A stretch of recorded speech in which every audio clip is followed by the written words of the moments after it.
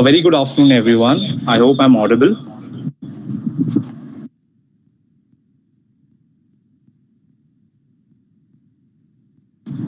Yes, sir. Yes, sir. Good afternoon. Good afternoon. Thank you. Amidst this pandemic and such a tough days, we are gathered here to gain knowledge on motor relearning for stroke. I would take this wonderful opportunity to welcome our valuable resource person, Dr. R. Arunachalam. A heartfelt welcome, sir. Thank you. Next, I'd like to take this opportunity to introduce the neuro department before we go ahead with today's program. Dr. R.B. Chitra Devi ma'am, HOD of Neurology, Dr. M. Janani, Dr. G. Liji Martina, Dr. K. Nivedita, and Dr. B. Satyanarayanan. On the behalf of Neurology Department, I'd like to welcome all. Next, I'd like to invite Rizwana Parveen on the behalf of final year physiotherapy to enlighten us with some valuable source of words amidst this pandemic to manage the corona crisis.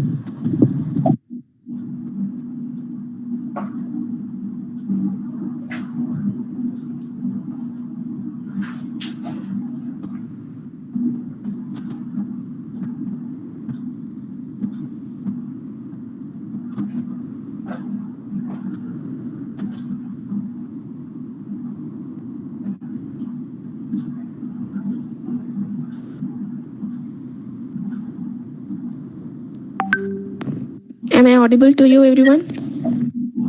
Okay.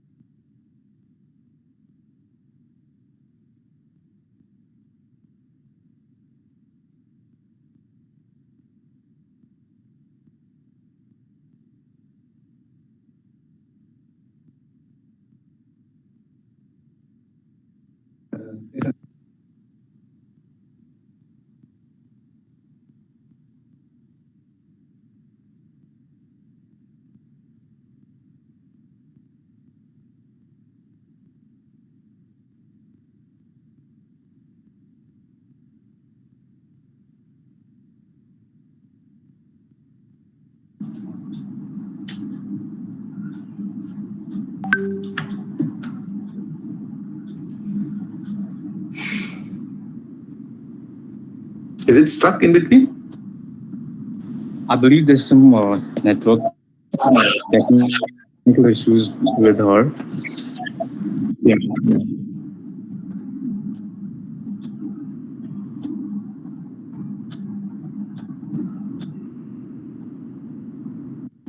All right. Moving forward, next I'd like to invite Dr. Chitra Devi ma'am, Head of Department of Neurology Department, to welcome today's webinar. Thank you, Adrian. Good afternoon to all. On behalf of Nanda College of Physiotherapy and Department of Neurology, it's my pleasure to welcome you all for this webinar. I'd like to welcome our chief guest, Dr. R. Arunachalam sir, Principal Madhav University, to our Nanda institution. And also, I express my gratitude for accepting our invitation in single step. I welcome you, sir. Thank you, ma'am. Thank you. Then I would like to welcome our beloved principal, Dr. V. Manivannan sir, Nanda College of Physiotherapy, for this wonderful session. And also my heartfelt thanks to your all-time support, sir. I welcome you, sir. I welcome all our HODs, staffs, and our beloved students. And also, I happy to welcome all physiotherapists to this program. Once again, I welcome you all for this special webinar. Happy learning. Thank you, ma'am. Next, I would like to invite Dr. M. Janani, ma'am, for presidential address. Good afternoon, one and all presented here in today's webinar. First of all, I would like to thank Principal Sir and Management of Nanda College for arranging this wonderful webinar. It's my privilege to read a presidential address about our today's chief guest, Dr. Arunachalam Sir. Amidst being a brilliant student, he completed Bachelor of Physiotherapy at 2003 and Master of Physiotherapy at 2006 and PhD in 2017. Also, he did MSc in Yoga and Naturopathy, Postgraduate Diploma in Yoga and Naturopathy, Doctorate in Acupuncture, PGDIT in Diabetic Education, Postgraduate Diploma in Burma and Tukhanam Sciences. He also qualified in Certified Medical Content Writer. His studies not at completed. His professional highlights: he achieved a Best Physiotherapist Award, Best Researchers Award, Ayurveda Swarnatna Award, Drunk Research Retired Award. Proud to say he is one of the first foreign PhD supervisor at General Sir John Kotipala, Defence University, Sri Lanka. Sir work experience. Sir started his career at Mahatma Medical College and Hospital at Pondicherry from 2004 January to 2007 May. And then he continued his career at Dr. MGR University, Chennai as assistant professor from Jan 2007 to February 2011. Then his serving still continue at Mada College of Physiotherapy, Chennai as associate professor from February 2011 to June 2015. Then he started his lecturing at Savita College of Physiotherapy as associate professor and HOD Department of Neurology from June 2015 to July 2017. And at present, he is working as a professor and principal College of Physiotherapy at Madhav University, Rajasthan since 2017. We are honored by your presence on this occasion, sir. Thank you, one and all. Thank you, ma'am. Next, I'd like to take this honorable moment to invite our principal, sir, Dr. V. Manivanan, Nanda College of Physiotherapy, to share a few words as we go ahead with the webinar. Thank you, Edwin. Respected resource person, Dr. Arunachalam, Professor and Principal of Madhav University, the HOD of Neuro Department, Professor Chitra Devi ma'am, and the entire team members of Neuro Department, all HODs, faculties, delegates from various places, and my dear students. Good afternoon to one and all. It gives me an immense pleasure to once again welcome our resource person, Dr. Arunachalam sir, for this wonderful webinar, Motor Relearning Program Fast Track. Thank you for your valuable time you are going to spend with us, sir. I appreciate the HOD, Chitra Devi ma'am, and the entire team of Neuro Department to organize this program. I appreciate Gopal for dear participants, utilize this opportunity effectively and apply to your patients community. So already time is over. I don't want to take much more time. Now the screen is our resource person. Thank you for this wonderful opportunity. Thank you. Thank you, sir. Thank you so much.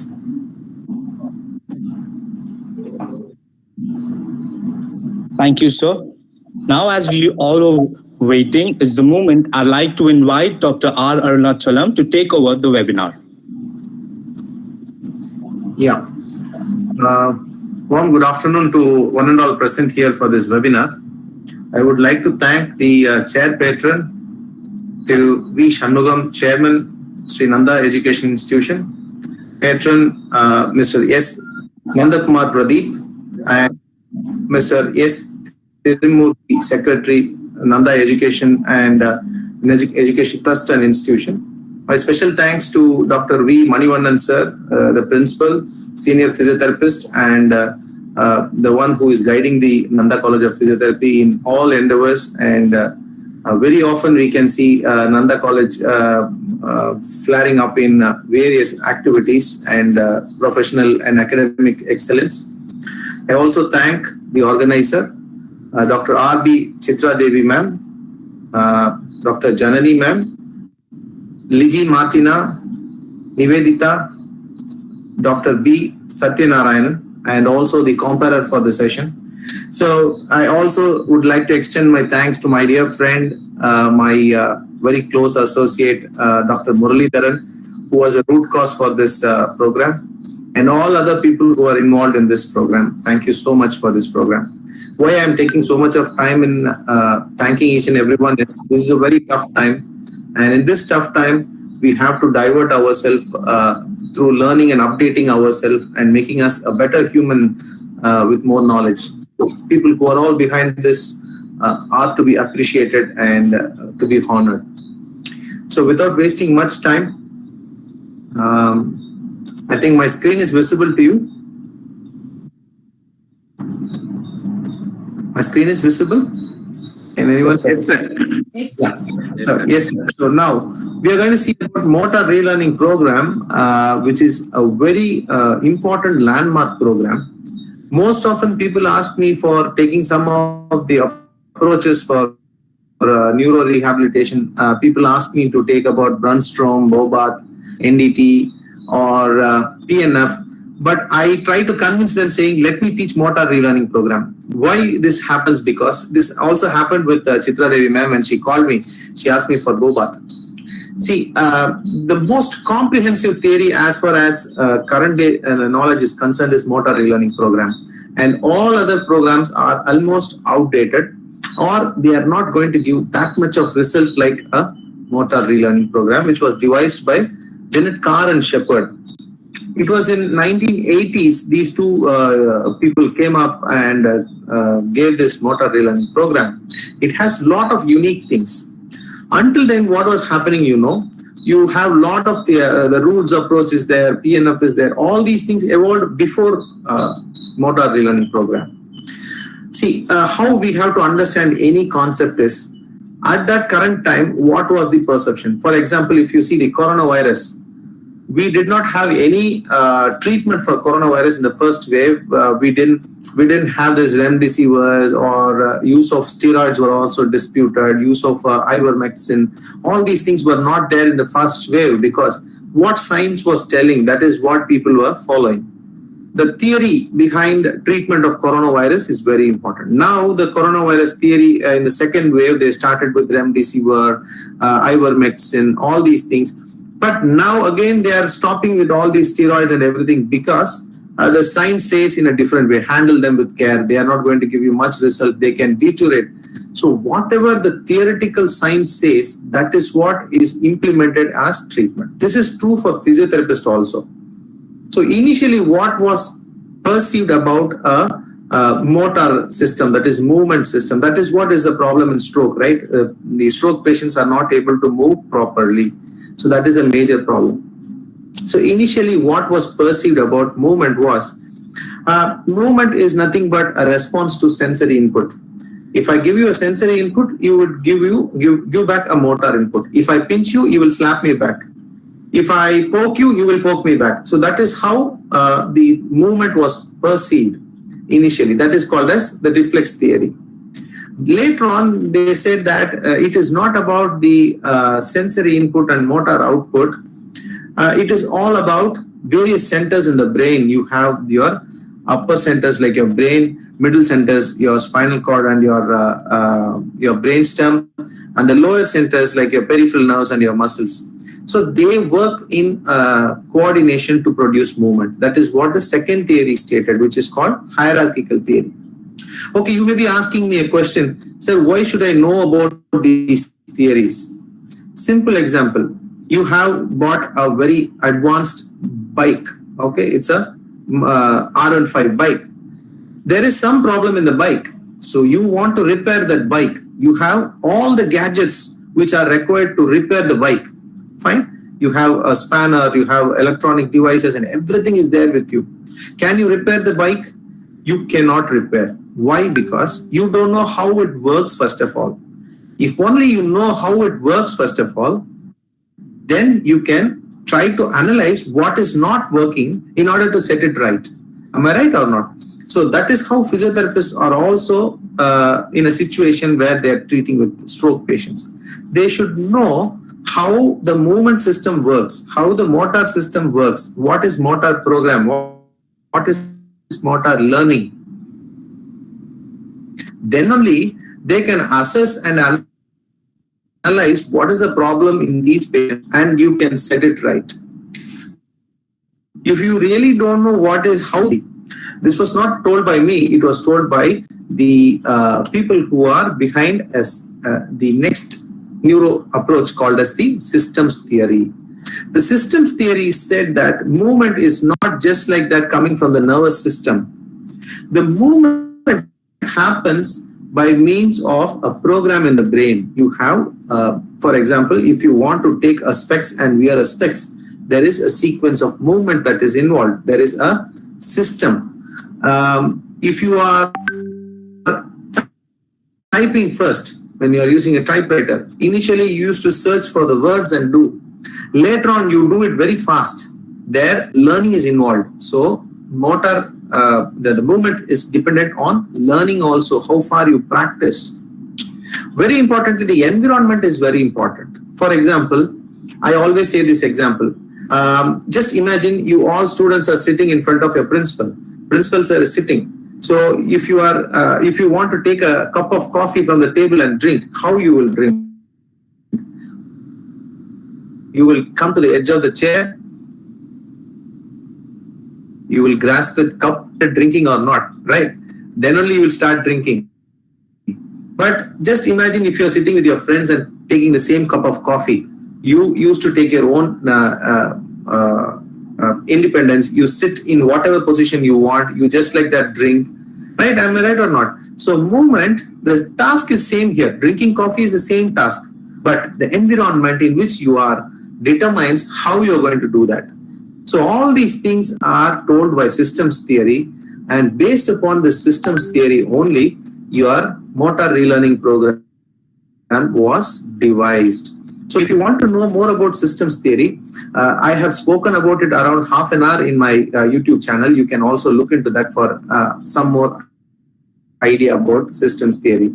So from all the traditional neuro approaches like your PNF, Roots, Brunstrom, Bobath, Saini, sensory integration, all these things, this fellow differed because he looked into movement in a different perspective.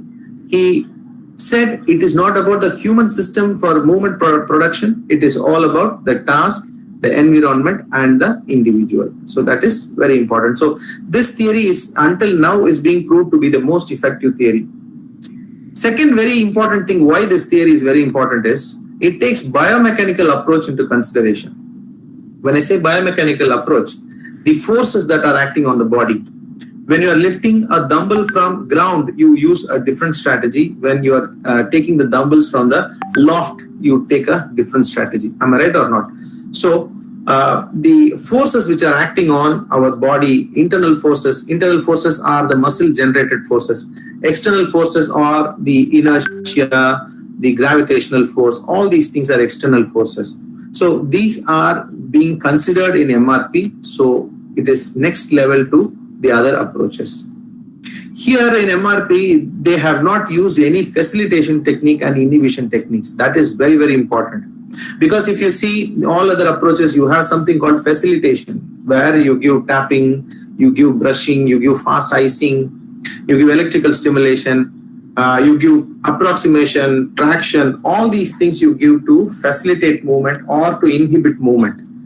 But what the Karen Shepherd said was, there is no use in doing this because the facilitation or inhibition that is going to happen by means of all these activities are not going to sustain more than 8 seconds.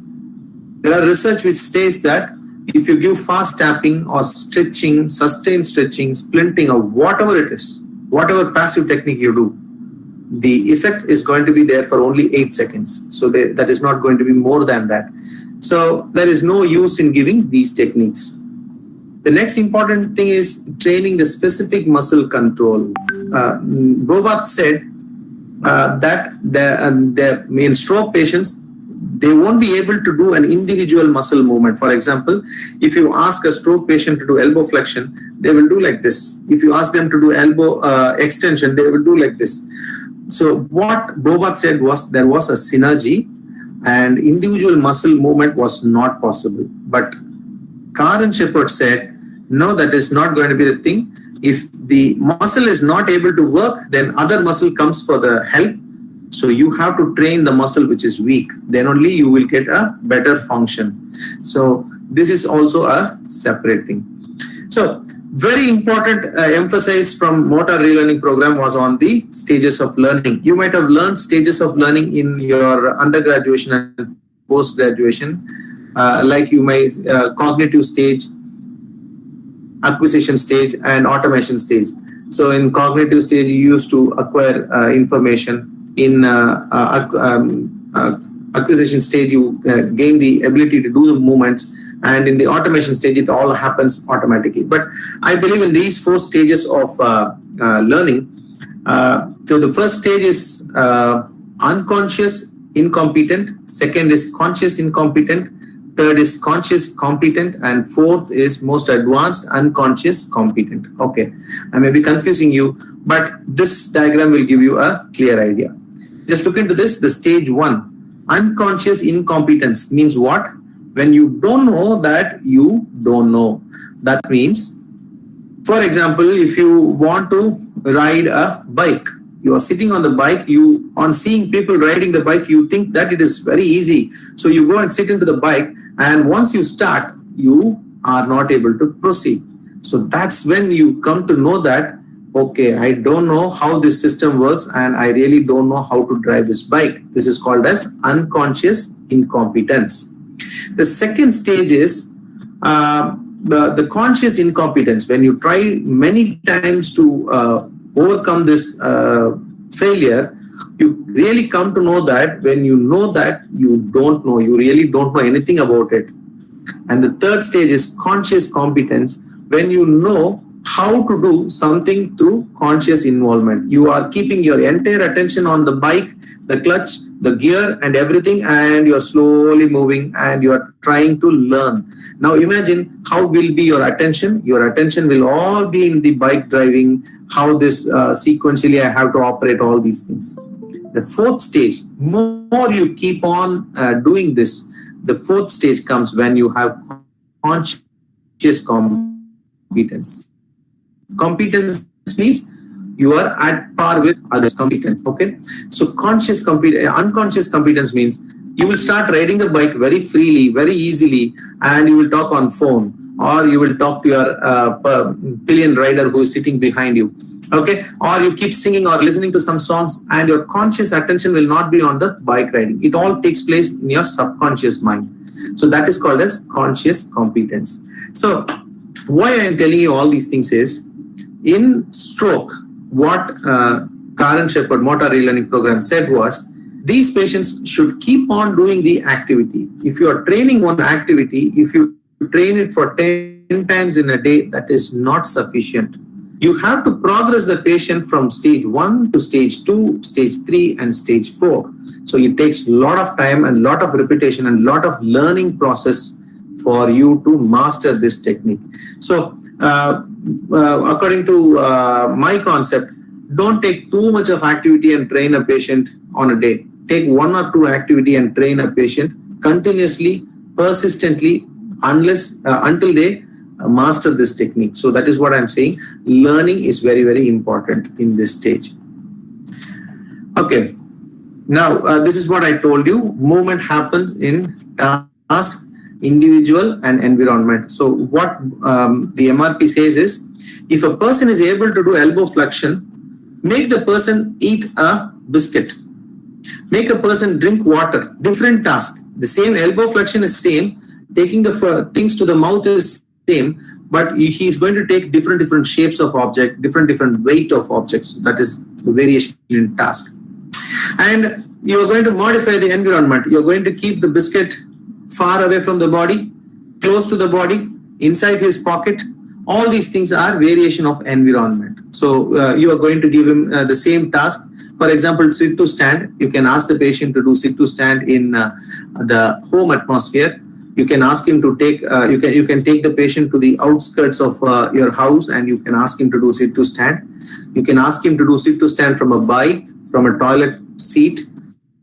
All these things vary the environment. So what normally physiotherapists do mistake is they go to home, they treat patients inside the home, they treat them for hours together, years together, and there is no much of improvement because the environment is always same.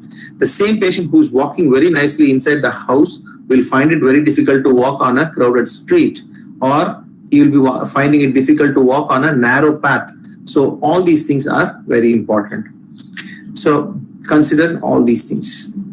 Next is, by doing so, what happens when I keep on doing an activity in a stroke patient? What happens? Something called as neuroplasticity happens. There are many authors who say neuroplasticity, even if you don't treat a stroke patient, the patient will recover because the neuroplasticity will take place. What is neuroplasticity? It is the ability of the brain to modify, rectify, remodify itself to start doing its function. That is called as neuroplasticity. Plasticity means being very flexible, being recoverable. Okay, so that is called as plasticity. So even if you don't treat a patient with stroke, he is going to recover from the initial ailment. But how far he is going to recover, how complete the recovery is going to be, how faster the recovery is going to be, is determined by the physical therapist, who is going to give him some movements which are really useful in his real life scenario. Not doing simple elbow flexion, shoulder flexion, extension, all your anatomical movements are not going to help the stroke patients, because in the name itself you can know it is motor relearning program. That means what? A person was doing some movement all these days in his life. Because of stroke, he forgot all these activity because all these programs are stored in your brain, and that brain part has become damaged, because of which he has forgotten his movement. So what you're going to do is retrain, relearn those activities. Fine. So if I was not driving a flight before my stroke, after my stroke, I cannot drive a flight. Am I right or not? Because that was not known to me. But I was driving my car before stroke. So I can relearn those things. So whatever I was doing before, I can relearn. That is why I always critique people when they train stroke patients on a mat, or when they train stroke patients on a Swiss ball. Imagine my grandfather, who is 80 years old, who has never sat on a Swiss ball. After stroke, you are making him to sit on a Swiss ball. How he will feel? That is not the task what he has experienced before. So we are troubling them too much, and we are putting the brain in more problematic position. Got it? So relearning means whatever task he was doing before has to be retrained. So there are a list of things which are here, which are responsible neuroplasticity. Neuroplasticity can take place by means of diakinesis, which is nothing but the areas initially when you have stroke which are not working will start working after some time once they get to metabolism. Okay, so that is called as diakinesis. Denervation supersensitivity is if 1 lakh neurons are there working in your brain, and out of that 2000 neurons are not working. With the remaining neurons, what happens? Their neuronal neurotransmitter sensitivity will increase. they will start performing and compensating for the lost 2000 neurons. That is called as denervation supersensitivity. There is something called as a redundancy theory, which allows a set of neurons to perform multiple tasks at a time. Neurons which are performing only one task at a time, after stroke, they start doing 2 or 3 tasks, multitasking at a time. The neurons also sprout to produce new neurons. Neurons which are there in some other part of the brain will come and help the neurons which are damaged. See, they are living in very good harmony. That is what we can understand from the neurons of the brain. If one part is affected, all other part of the brain neurons comes and help these part of the neurons. So this is how our brain reorganizes. It becomes reorganized. For example, I'll tell you one thing. First day, if you are put in a hostel, okay, you're going to a hostel, college hostel. You warden there, you have strict rules and regulations there. You find it very difficult to manage there. First day. After 1 week, slowly you get accustomed to that. After 1 month, you get used to it. And after 1 year, you start doing all mischief and you start enjoying the life, and you never go back to your home. Even if your parents call you, you will not go back to your home, and you will be very happy in the hostel. I think my dear friend Muralidharan will know, initially when we came to study in 1998 in our college days, we often, every weekends, we all go to home. After 1 month, we all gelled very nicely. We went on very nicely, and we never used to go to home. We were studying in Salem. He was in Edapadi. Hardly he used to go once in a month or 2 months. Once he used to go to his home. So why I'm saying this thing is, this is called our brain getting adapted to whatever environment it is put into. So that is a fantastic adaptability which human being has got. So this theory also emphasizes on that. Okay, now coming to the common problems which are in stroke patients, according to this theory, is the habitual posturing of the limb. My dear friends, we always think that stroke is stroke is mainly will mainly affect your tone and your reflex. We always say, and the patient எப்படி இருக்காரு அப்படின்னு கேட்டா நம்ம என்ன சொல்லுவோம்? அந்த patient நிறைய spasticity இருக்கு. He is a very spastic patient. Then how he is progressing அப்படின்னு கேட்டா கூட what we say is, அவரோட கொஞ்சம் கொஞ்சமா spasticity குறையுது. He is becoming normal. So this is how we define every patient in terms of spasticity. Am I right or not? Everybody in this classroom will accept that. We won't tell them about voluntary control. His voluntary control is improving or his strategies are improving. We won't say like that. We will say his spasticity. But this theory broke that. This theory said spasticity is not a problem at all. How spasticity develops is what this theory explains very beautifully. The first and foremost thing is the habitual posturing of the limb. So in stroke patients, there are evidence that biceps is stronger than the triceps. Okay, so when biceps is stronger than triceps, what position the patient will adopt? The patient will adopt a elbow flexed posture. Pronators are stronger than the supinators.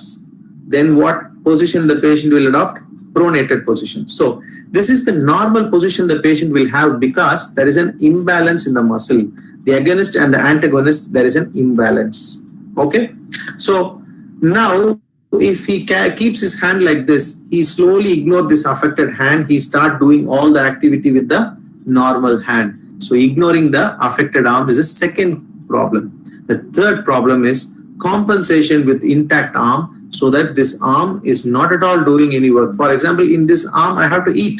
But what happens after stroke? I'll start using my left hand for eating. Or my very good family members will come and feed me, so that there is no use for this hand to move at all. And the fourth important thing is using normal arm to move the affected arm. So for them, exercise means clasping the hand, putting it forward and lifting it up and down sideways, bending it straight and down. So this is what they normally do exercise. You ask any patients with stroke, sir, exercise பண்றீங்களா? நான் இல்லாதபோது பண்றேன் sir, கையை கோத்து மேல மேல தூக்கி தூக்கி இறக்குறேன், ஒரு நாளைக்கு 100 தடவை பண்றேன். What is the use? No use. He is highly dependent on the normal hand to move his affected hand. This goes into the brain that he's often sending information to the brain that this arm is not working and this is the one which is supporting this hand. So he will not use it furthermore. Then If he is not moving this hand at all, there will be lack of sensation which is going from this hand to the brain. Am I right or not? Whenever you move your hand, you move your leg, sensation goes in the form of proprioception and kinesthesia. So these informations, if they are not going to the brain, what happens? Your brain also ignore this hand. So your movement is not going to take place. And finally, if the hand is held in this position for a long time, your biceps goes for tightness and the triceps goes for further weakness. Pronator goes for tightness. Supinator goes for even more weakness, and soft tissue tightness and contracture happens. So once there is a contracture, you won't be able to straighten the elbow. But how this is perceived in a stroke patient is, it is spasticity. It is the increased spasticity which is causing all these trouble. But that is not the truth. Actually, according to MRP, the problem is only the muscle imbalance. Okay. Fine. So MRP attested 7 important considerations: upper limb function, orofacial function, supine to sitting, sitting, balanced sitting, and then sit to stand and stand to sit, standing, and then very importantly, walking. So if you are applying MRP to a stroke patient, you have to consider all these 7. If in case you find the orofacial function is good, then you can leave it out and you can concentrate on the remaining 6 based upon the priority of the patient. If you feel the lower limbs are fine, the patient is walking very nicely, the problem is only with the upper limb, then consider only the upper limb function. So these 7 components have to be assessed and you have to implement on the stroke patient. Now, very, very important, 4 steps in MRP. So all these times we have been giving build up to the hero. Now here comes the hero, and there are 4 stages in which the hero is going to act on the problem. The first is the analysis of function. For example, if you are analyzing a function, what is meant by function? Function means meaningful task activity. For example, sit to stand is a function. When a patient is trying to sit to stand, so you have to analyze. You ask a stroke patient to do sit to stand. What you have to do is you have to observe. Observation, you have to observe the hip, you have to observe the knee, you have to observe the ankle, you have to observe the trunk, you have to observe the upper limb, how well they move individually. So that is very important. Observation from the sagittal plane, observation from the coronal plane, and whatever angles you want to observe, you can observe. Next is, you have to compare how this patient is performing this movement with the normal movement. So what you have to know, how normal person behaves. That is what I told you before, that if you want to repair something, you should know how it works first of all. How normally a person will sit to stand, that you have to understand. So you have some sequence of movements in that. So you have to compare whether the patient is doing that or not. For example, you see there is a sequence here.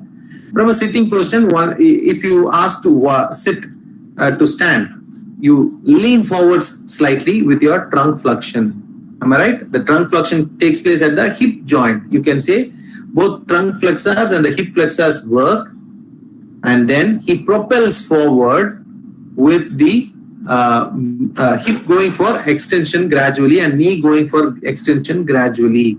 So at one point of time, the hip goes for complete extension and knee go for a complete extension.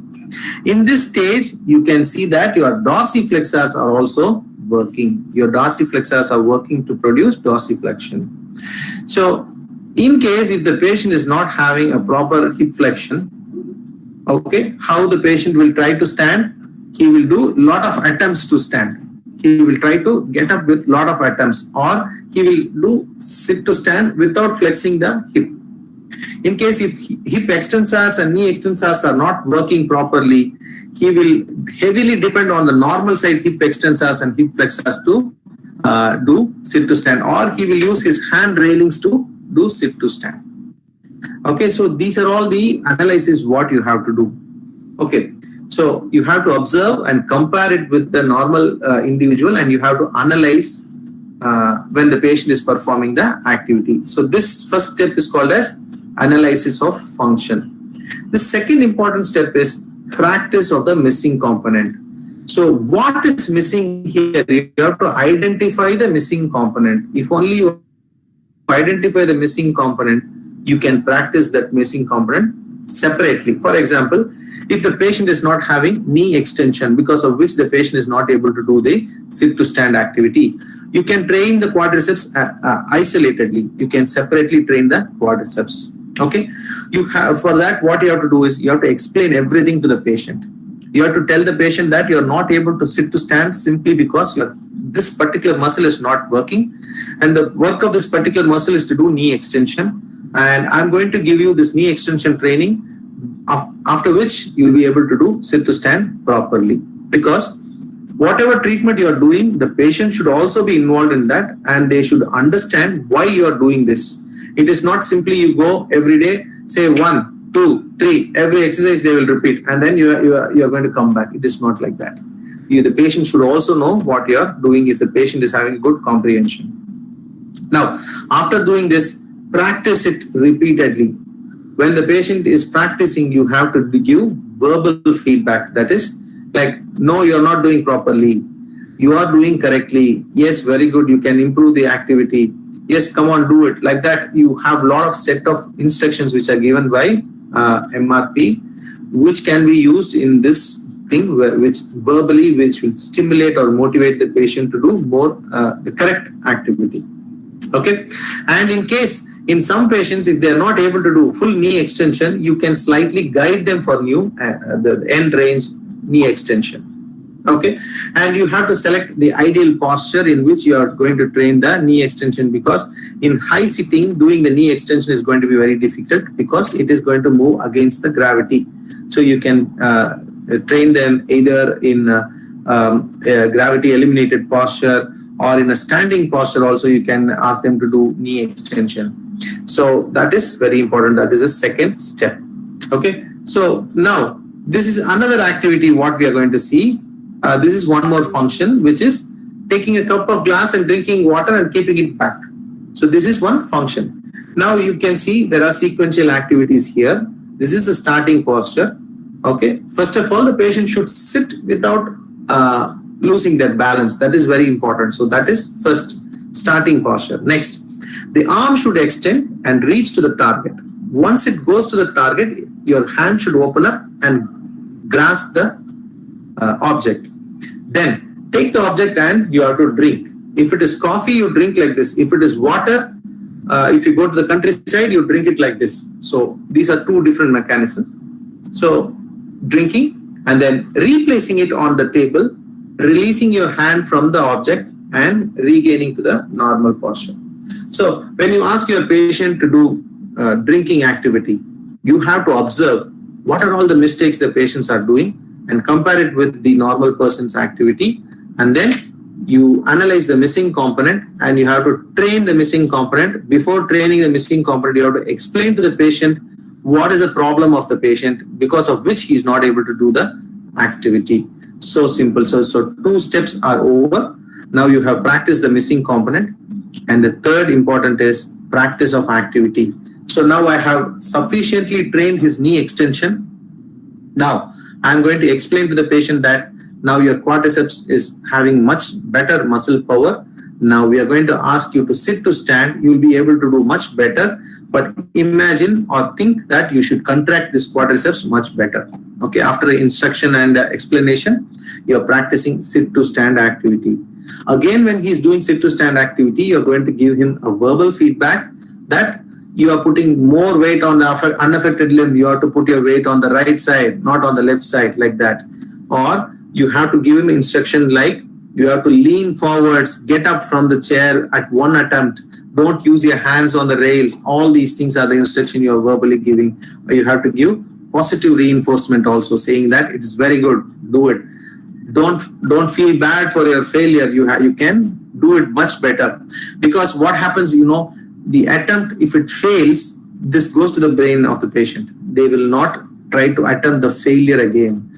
Of course, everybody doesn't want to face failure. And these stroke patients also, once they do this, they will say, sir, I'm not able to do, I will do like this. Like that they'll say. You have to tell them, not all sitting chairs will have these rails. you can't depend on this rail, because if it's a plastic chair, when you're leaning too much, it can break at any time. So you should know how to sit to stand without using the arm. So like that, you have to give positive reinforcement. And if it is needed, when they are able, if they are not able to sit to stand without support, you can give a mild manual guidance, which you have to slowly reduce later on. Okay. So progression, how the progression will be, when the patient is able to sit to stand from a standard chair, you have to give him a low chair, low couch. You can ask him to sit from a chair which has very minimal thigh support. So this is called as increasing the complexity of the activity. Next is adding variety. You make him sit from a sofa. You make him sit to stand from a sofa, which is more cushiony. You can ask him to sit to stand from a stool, which doesn't have any handrails. You can ask him to sit to stand from a park bench. You can ask him to do the same activity in a toilet seat, because it is very tough for patients to sit and stand from a toilet seat, because they will have all sort of fear of fall in the closed room and slippery floors, all these things. Okay, adding variety.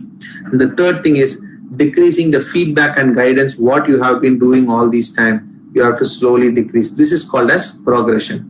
Okay, so once the patient has done the activity, you have to progress the patient by means of increasing the complexity, adding the variety, and decreasing your guidance. And the stage 4 is transfer of learning. So this is the area where most of the physiotherapists don't do their homework. So what is this is opportunity to practice. In your absence, the patient should start doing this activity. It is not that 24 hours later a physiotherapist come and attest to a patient, then only the patient will do 1 hour of exercise, and after the 23 hours they will not do any exercise. From the next day onwards, once the patient therapist comes, they will do the exercise. That is not going to be a success formula. If you go to Bagayam, which is there in Belur, every stroke patient, every spinal cord injury patient will go to a rehabilitation center like a school. From morning to evening, they will be doing activity. Their caretakers will also have classes. So this is how intense training should go on for stroke patients. So that is still lacking in our community. We still go for house visits. We still ask patients to come to our rehabilitation center for 1 hour of intervention. But people like you, you guys who are all sitting on the non-metropolitan cities can plan for big rehabilitation units where you can take care of the patient from morning to evening, because it is a lifetime process. Stroke rehabilitation is not a 1 hour process. It's a lifetime relearning process. So if more amount of engagement of the patient into activity, more is a recovery. If you leave out the first 3 to 6 months of a post-stroke period, which is the golden period for a physiotherapist, because the neuroplasticity will be at its maximum, more, how much ever you are pushing the patient will show more recovery. So that is very important. So opportunity to practice means even at your absence, the patient should be given the opportunity to do exercise. The family attenders should not say, therapist exercise that should not be the problem. That should not be the scenario. So you have to give a chart to the patient, explain it to the attenders, ask them to do that periodically, even in your absence. That is called as opportunity to practice. And consistent practice. Okay, so they have to do it very consistently, not doing it one day and second day, third day, it should not be dropped out. Involvement of relatives and staffs is very, very important. If it is home ambience relatives, and if it is a hospital, you need a staff's cooperation. And positive reinforcement and stimulating atmosphere. Very important, this stimulating atmosphere is very important, because the group exercise is very important, and it is the one which gives motivation to the patient. If the patient is having a good motivation to recover from this problem, he has a lot of activities to do, he has a lot of interest, means these patients will recover. There are certain aged patients who do not have motivation in life, and they will not have a proper motive to do exercise. So for them, the stimulating atmosphere will help. Okay, so these are the 4 stages of rehabilitation in stroke.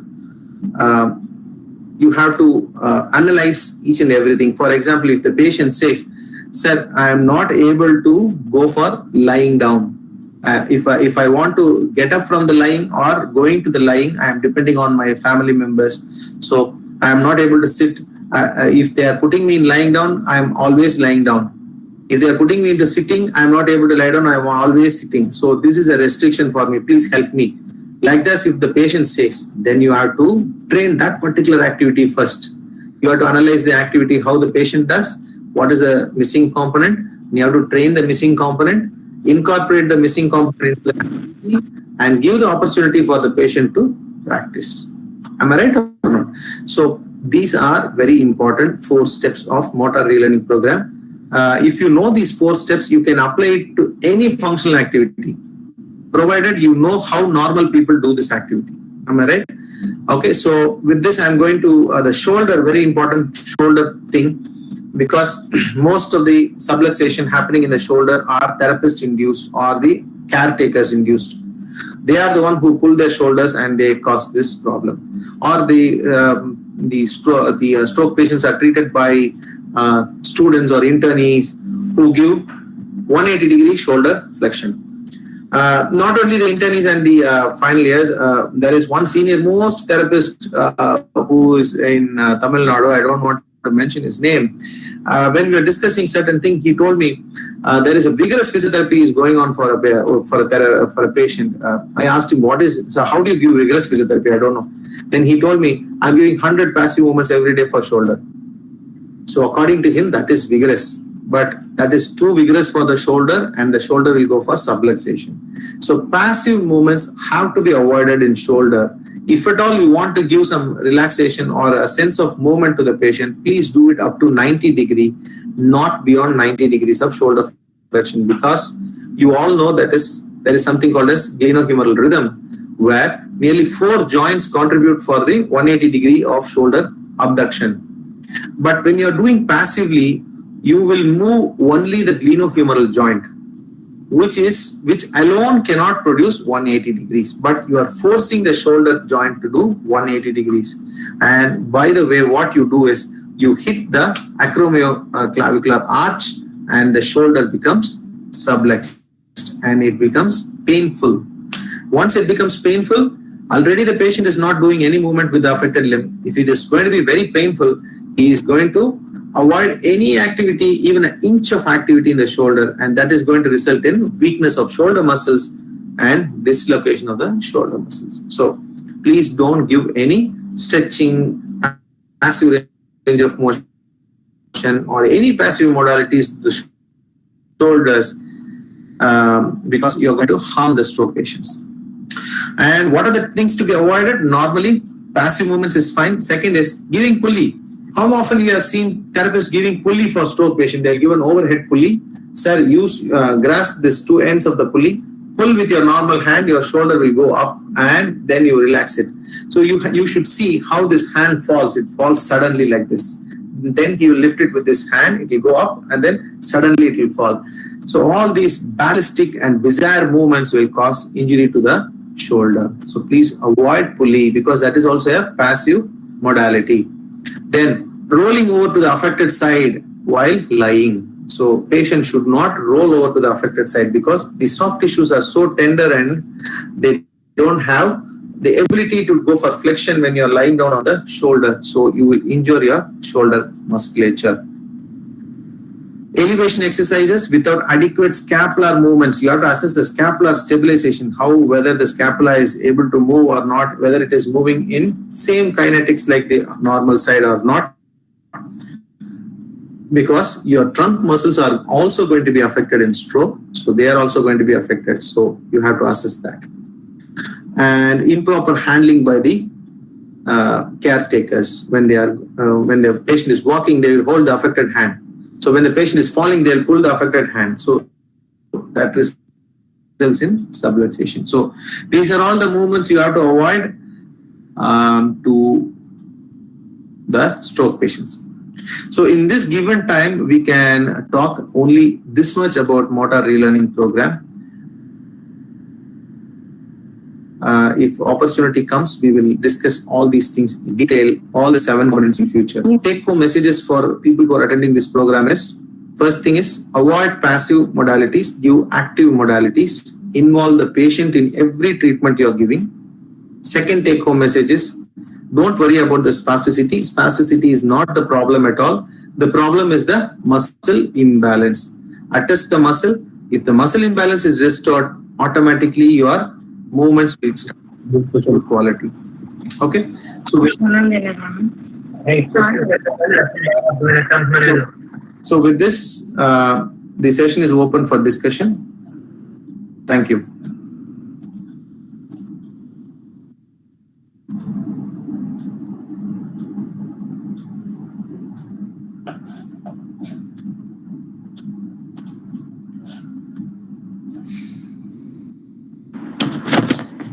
Sir, I just missed out the 4th stage. Can you explain one more?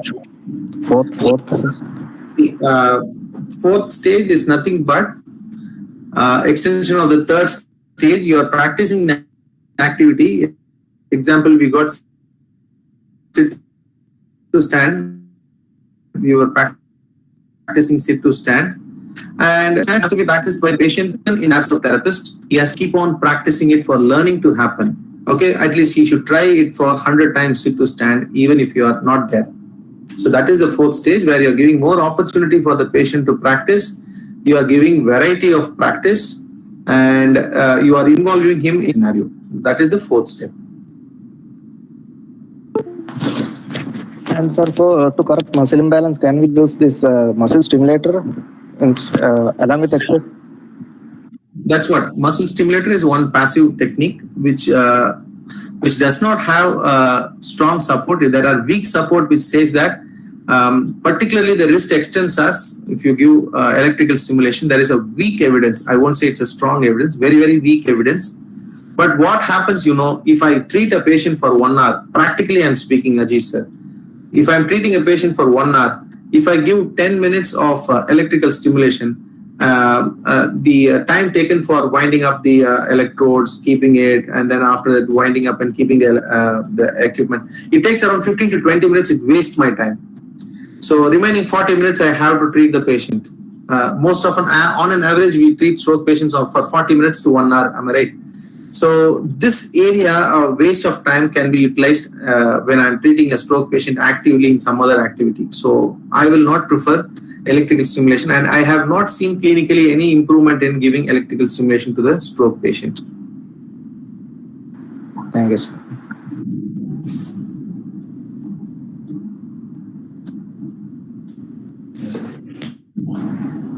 Dr. Arnachalam, wonderful lecture you have given.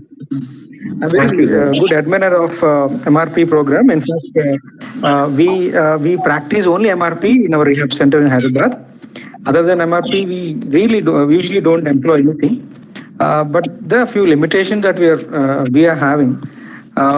Fundamentally, when the patient is in flaccid stage, when the patient is not able to move, I also do agree with you. Bundstrom or Bobath have their own methodologies like approximation, brushings, to many other things. But when it comes to MRP, it talks about function. But when a person is at flaccid stage, do you think it is not a limitation that we are not able to do anything to flaccid stage areas where function is not been initiated? Can you throw some light on that? Thank you. Exactly, sir. That's a very good question. Very often asked question. There are 2 very often asked questions in MRP. First thing is, what about pediatric patients? Pediatric patients, we can't say relearning. It is because it's a new learning, because they are not adults, they are youngsters. So we say motor learning program, not relearning program. Keeping that aside, as sir told about flaccid stage, when we are understanding when flaccidity happens in stroke is when there is a cerebral shock. Either there is an increased mass effect in the brain, or the edema is more in the brain, then you will have a shutdown of activity from the brain. So that is shutdown in the sense all the activities on the affected side will be halted for a while. So this stage of flaccidity will resolve by all means 80 to 85% of the hemorrhagic stroke patient and 70 to 75% of the ischemic stroke patients. There is a record that they come out of the flaccid stage within a week or so. So what are the two things I would like to tell people is, in flaccid stage, you have to see whether even a flicker of contraction has happened or not in the affected limb. If there is absolutely no flicker of contraction of the affected limb, I would encourage the therapist to concentrate on the other activities like sitting balance and lying to sitting and sit to stand, all these activities rather than the upper limb activity. Most often, in my experience, the lower limb flaccidity resolves very sooner than the upper limb flaccidity. Very importantly, because the middle cerebral artery infarction or the internal carotid artery infarction is the one which causes the mass effect, not the anterior cerebral artery infarction. So in that case, the lower limb is mostly spared and the upper limb is the one which is throwing more amount of flaccidity. So that is how we can manage the initial stages, maybe 3 or 4 days or 5 to 6 days after only patient will come to rehabilitation, even in the ICU or the bedside, because the initial stages they take for the vital stability.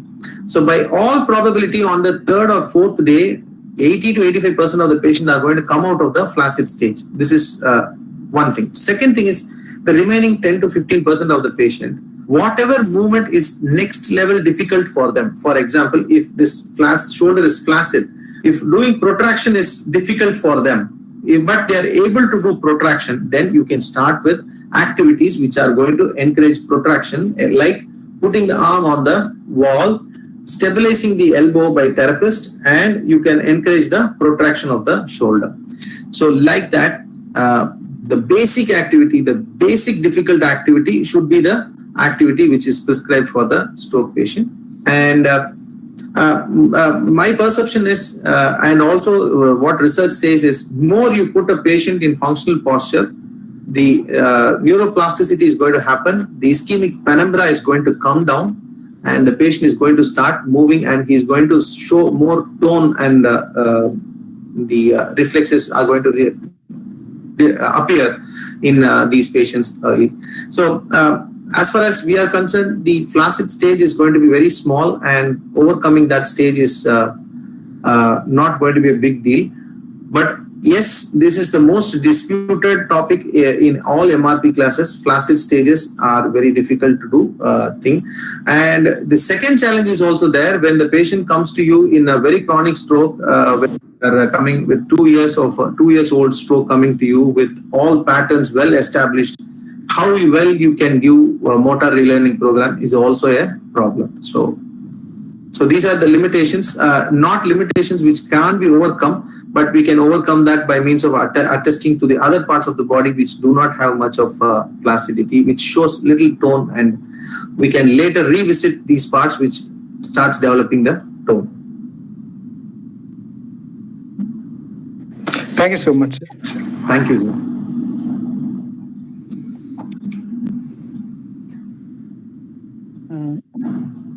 Good afternoon, sir. Good afternoon, sir. Sir, if I'm allowed to ask a question. Yes, please. With your permission. Yes, sir, please. Sir, recently I have encountered a patient who had stroke before 1 year. Okay. And he was coming to the PMR department in Kashmir, and he was, they are the same, you told that they were using the approximation, traction, whatever the approaches. But now the patient is in the stage, it's after 8 months. And he still has this energy pattern, and he is very depressed. But what I saw, the therapists who are treating him, they don't know anything about the MRP program.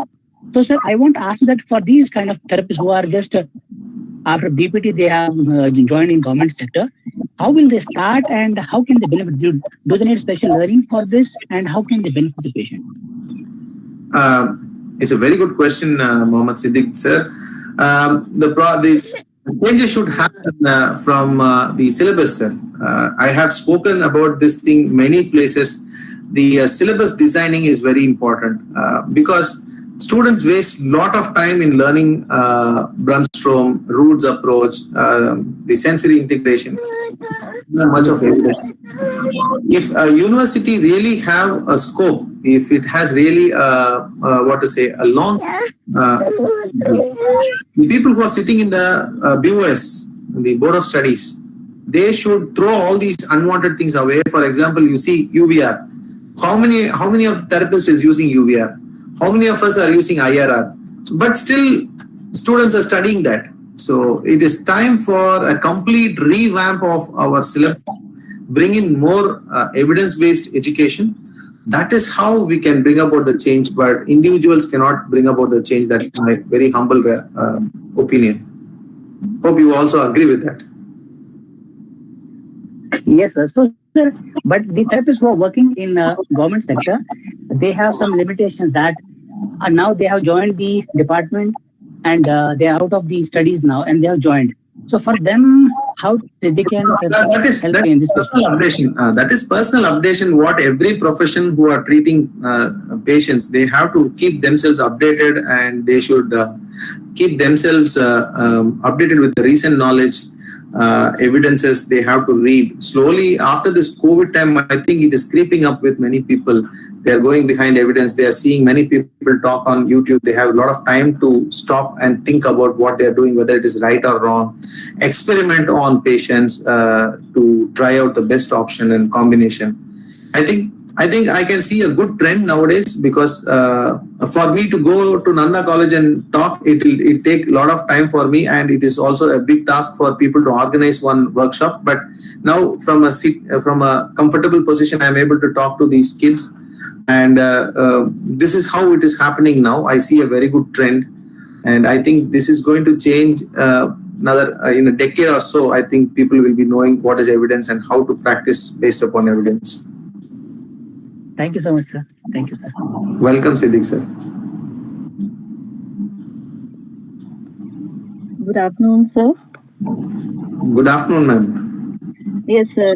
My question is that while treating the motor retraining for a rehabilitation program for a stroke patient, can we add some breathing exercises for their sit to stand and stand to sit? Can we add on that?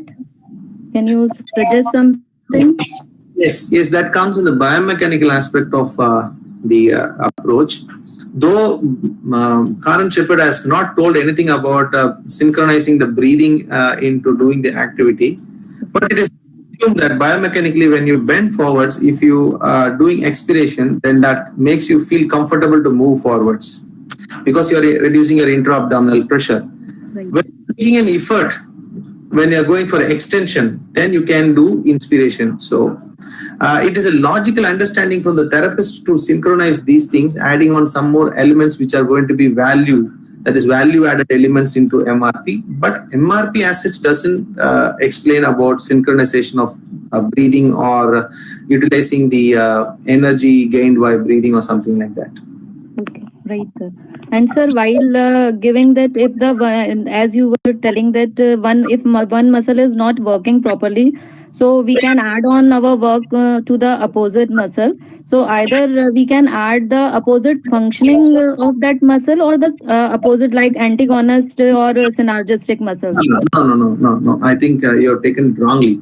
See, okay. If performing a task, if one of muscles are weak, if you feel that knee extension is not taking place, from sit to stand position, the patient is doing the sit to stand, but at the end of sit to stand, he is keeping his knee slightly flexed. That quadriceps is not working, or his hip flexors are not, hip extensors are not working. So if you assess them individually, you will know which muscle is weak. Then train that particular muscle, not the antagonist. Same muscle, whichever is weak, you train those muscles. There are some very fascinating things you will see when you work with stroke patients. The patient will not be able to do knee extension in sit to stand. But if you ask him to sit in high sitting and you test his knee extension, he will be doing a strong knee extension. Right. Problem with the patient here is he is not able to transfer his knee extension when he is doing sit to stand. He has forgotten how to transfer the muscle activity of knee extension in doing sit to stand activity. So that is what you have to re-educate the patient. Right. Very true, sir. Missing component. Yeah, thank you so much, sir. And one more thing I want to add that which I really appreciate your views in that thing, that the person before the stroke, which activity he or she was not doing, and after stroke we say that you do this.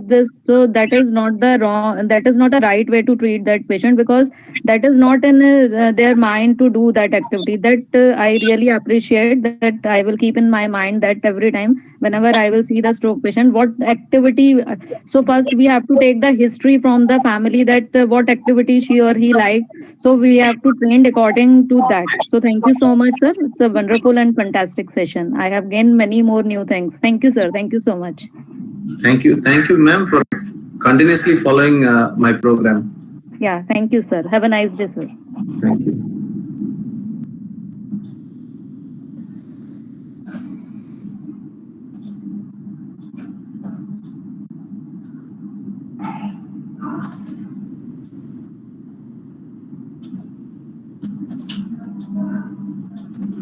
So I think we can wind up.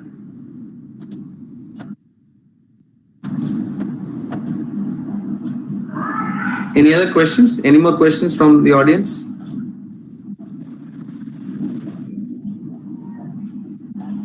Okay. Okay, thank you, sir. And I really believe we had a very productive session. And so next, I would like to invite Dr. Satyanarayanan for vote of thanks.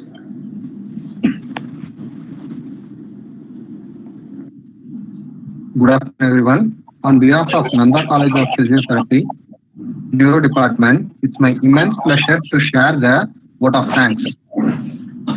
First, I would like to express my thanks to our resource person, Dr. R. Arunachalam, Professor and Principal at Madhav University, for giving an excellent session for us. It was very useful and informative to us. Thank you, sir. Next, I would like to thank our management team and our principal, sir, Dr. V. Manivannan, for giving valuable support and guidance to us. Then I would like to express my heartfelt thanks to Dr. R.B. Chitra Devi ma'am, HOD of Neurology Department, for her sincere efforts and support.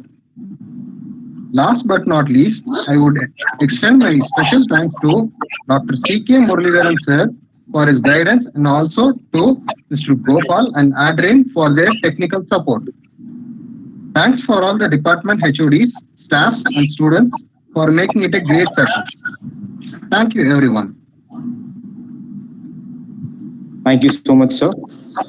Requesting everyone to please check their chat box for the feedback link and your e-certificate link. Really grateful for your valuable time, sir. We can end the session now. Thank you, sir. Thank you. Thank you. Ciao.